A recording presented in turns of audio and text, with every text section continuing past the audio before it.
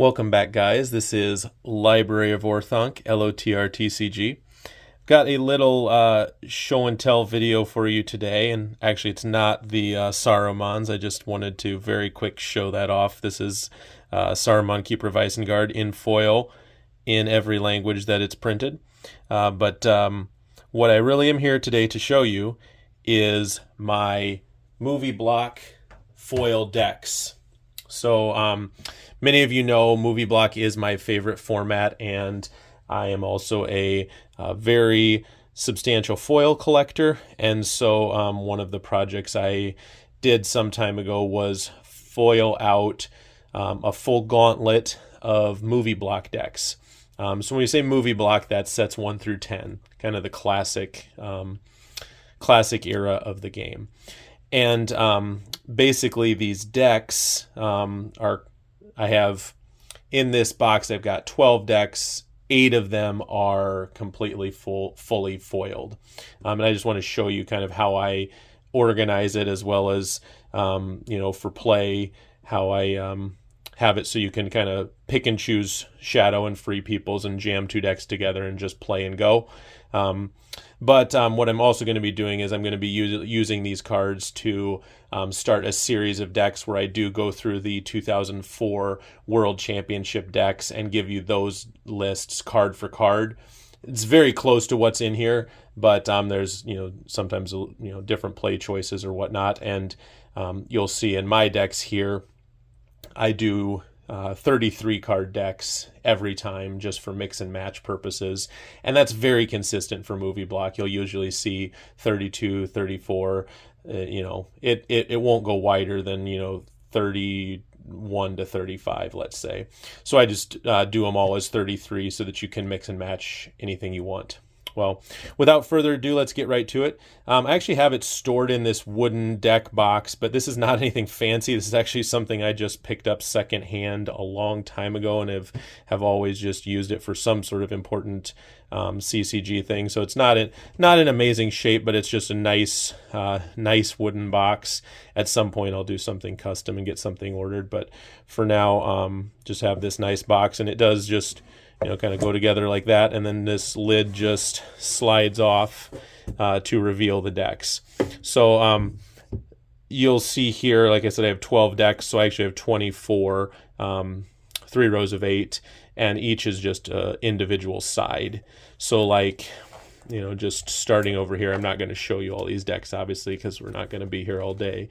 But this is the World Championship Elves deck. So there's there's a Legolas Greenleaf, and yes, I do have actually all of these decks, or 8 of the decks I should say, fully assembled to the extent you have your ring bearer, you have your ring.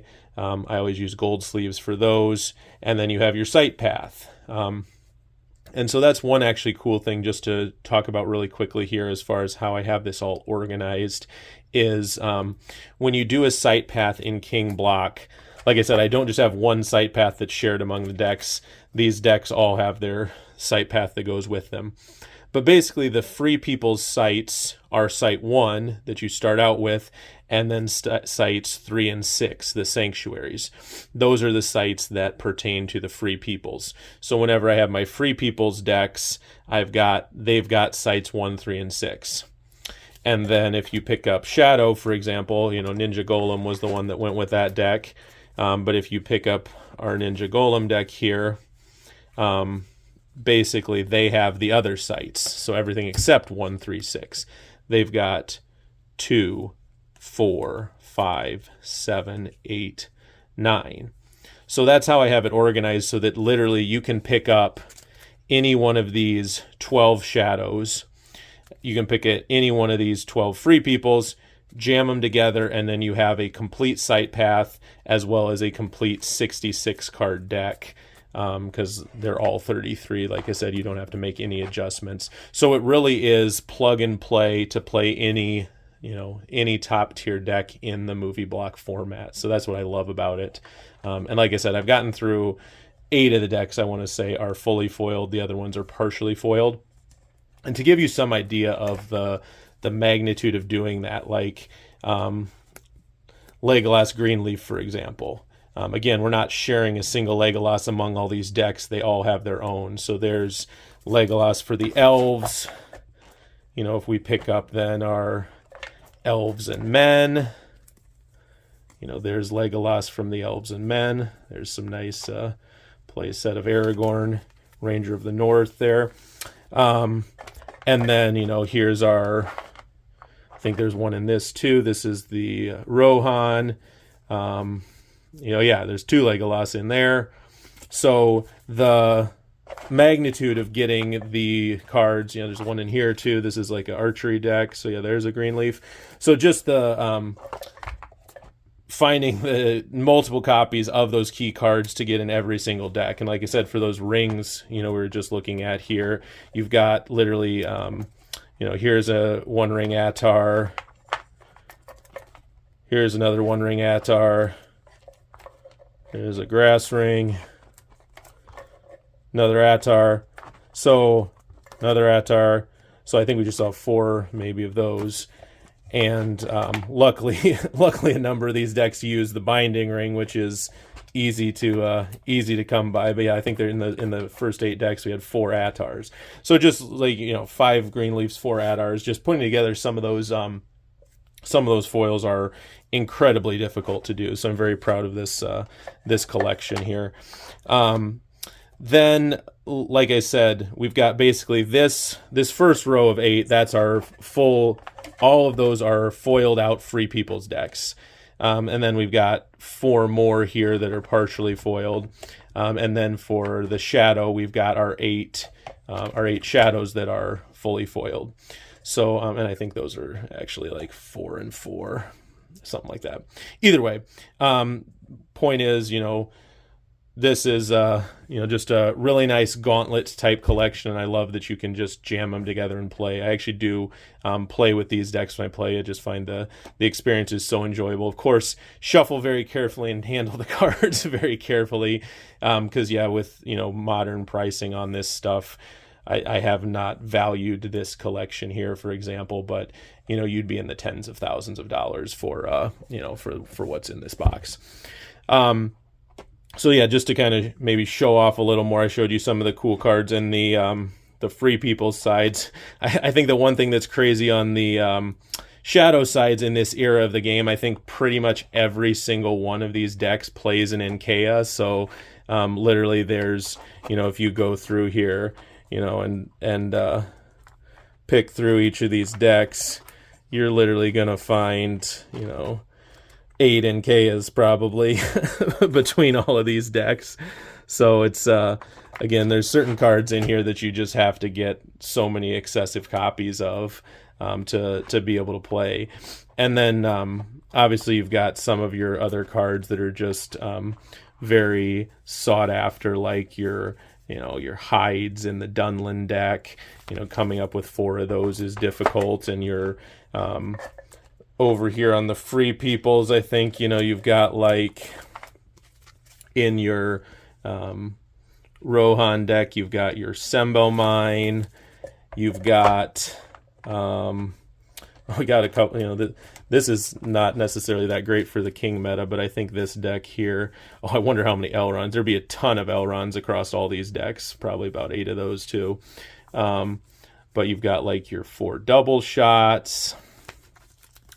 Oh, this is a cool deck. This is a Gandalf burn deck. So this has got, you know, your play set of Save from the Fire, which is just a sweet card. So that's kind of fun to look through here and just see some of the play sets that are sitting in these decks. And then you've got, like, you know, you go to the minion side, it's like, okay, here's a, you know, play set of Desert Lord, and, you know, you go to Easterling, and, you know, here's a play set of Easterling Captain. And, you know, I love the fact that there's 3 different Raider men that are all competitive in this era. And then you got your play set of Castemirs. So so yeah, really cool stuff that's in this box, and definitely this is, I'd say, the jewel of my collection in terms of the amount of effort and collecting and organizing that it has taken to to amass this this gauntlet. So yeah, just wanted to show that off to you guys. Not not trying to brag here or anything, but I knew I was going to be doing some featured deck videos on these decks, and yes, I do have each deck individually done so they can all exist at the same time. And I think that's what's really cool, that you're not having to shift, even like I said, rings, sights. You're not having to shift anything between the decks. You're plug and play, and you literally pick. You go through, you pick whichever of your 8 Free Peoples is your favorite, whichever of your 8 Shadow is your favorite. You jam them together, and you've got a ready-made, ready-to-go deck. Again, some of the sides might not synergize as well with the others, so you might still want to be strategic about which 2 decks you jam together, but I just think it's really fun, the fact that you can do that and just have a, almost like a constructed cube of sorts where you can just plug and play the decks. And I would encourage anyone, honestly, to put this kind of thing together for your favorite format, whether that's movie, whether that's fellowship.